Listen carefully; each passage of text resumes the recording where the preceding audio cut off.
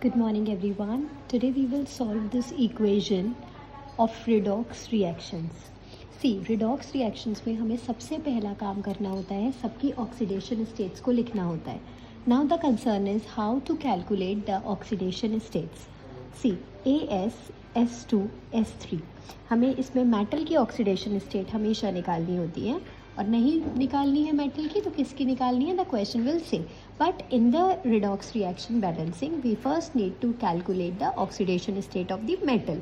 सो metal को हमने x लिखा, हमें पता है 2 टाइम्स ऑफ x और एक सल्फर पर -2 चार्ज होता है, तो प्लस -2 चार्ज के साथ इंटू 3 इक्वल टू 0.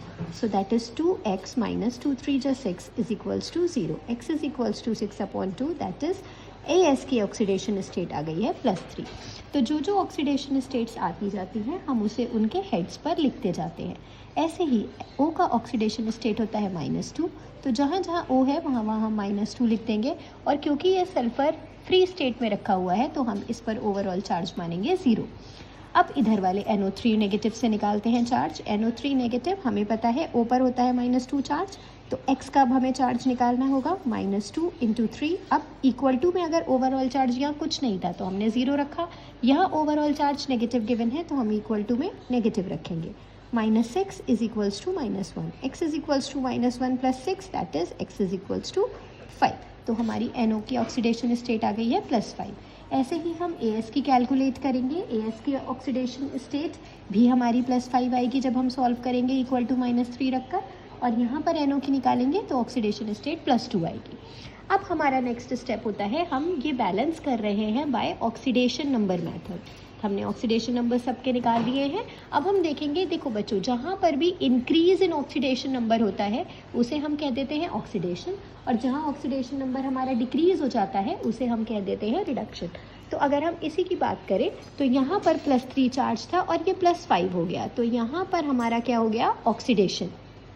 ठीक है, सो इस स्टेप को हम लिख देंगे ऑक्सीडेशन. लेकिन अगर आप ध्यान से देखो तो -2 से 0 भी पहुंचा है, इसका मतलब इस स्टेप में भी क्या हुआ है, ऑक्सीडेशन.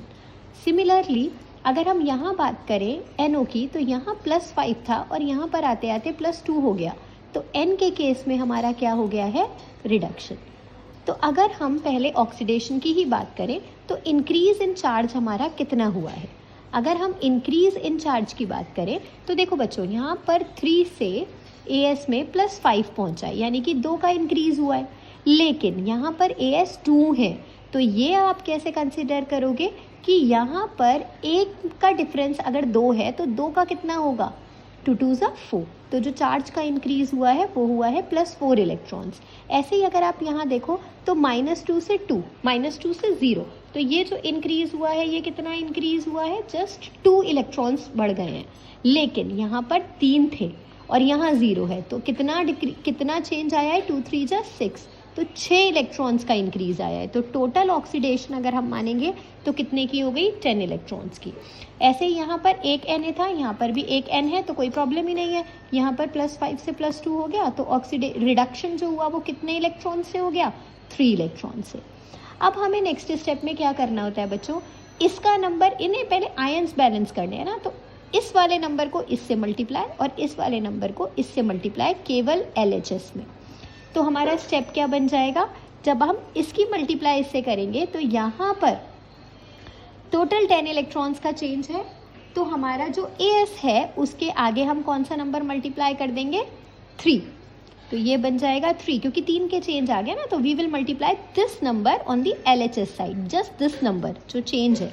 तो ये बन जाएगा 3 AS2 S3 प्लस यहाँ पर कितने का चेंज, 10 से, तो हम NO की मल्टीप्लाई 10 से करेंगे, NO3 minus that gives AS. अभी हम सिर्फ LHS को देखेंगे, we will not touch the RHS, NO + S.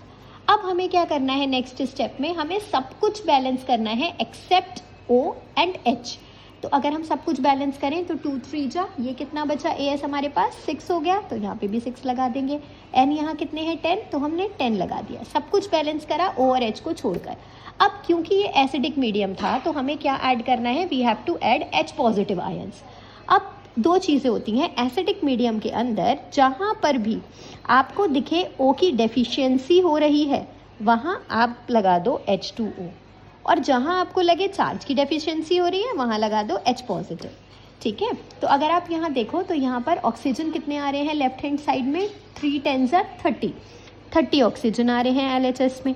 और अगर आप RHS में देखो तो ऑक्सीजन कितने आ रहे हैं RHS में, 4 6 24 प्लस यहाँ से 10 यानी कि 34। तो हमारे पास ऑक्सीजन कहाँ ज़्यादा है, राइट हैंड साइड में, तो हम H2O कहाँ ऐड करेंगे, ऑपोजिट साइड में। AS2S3 plus 10 times of NO3 negative plus H2O यहाँ ऐड करेंगे, तो इसकी ऑपोजिट साइड में हमें क्या ऐड करना पड़ेगा, H पॉजिटिव आयंस। तो ये बन गया 10 times of NO plus S, और हम यहाँ ऐड करेंगे H पॉजिटिव आयन। अभी एक चीज़ रह गई है हमारी, हमने कहा था सब कुछ बैलेंस करना है O और H को छोड़ के, लेकिन यहाँ S बैलेंस होने से रह गया था, तो 3 3 9S, ये भी हम लेके चलेंगे साथ साथ। अब कुछ भी नहीं करना, अब हमें सारी रिएक्शन बैलेंस्ड है, बस O को बैलेंस कर दीजिए, बाकी पूरी रिएक्शन H अपने आप बैलेंस होके आ जाएगा। देखिए यहाँ पर हमने निकाला था कि 30 ऑक्सीजन्स थे, यहाँ 34 ऑक्सीजन्स थे, तो 4 ऑक्सीजन की कमी की वजह से हमने H2O लगाया था। 4 ऑक्सीजन की कमी जैसे ही पूरी हो गई, अब आप H बैलेंस कर दीजिए, 4 2 8, तो यहाँ पर आ गया 8 H पॉजिटिव। तो हमारी जो रिएक्शन है वो फाइनली बैलेंस्ड होकर आ गई है, that is 3S2S3 plus 10 times of NO3 negative plus 4 H2O, that gives 6 AsO4 minus 3 plus 10 NO plus 9S plus 8H positive. So I hope you understood the concept of redox reactions in acidic medium.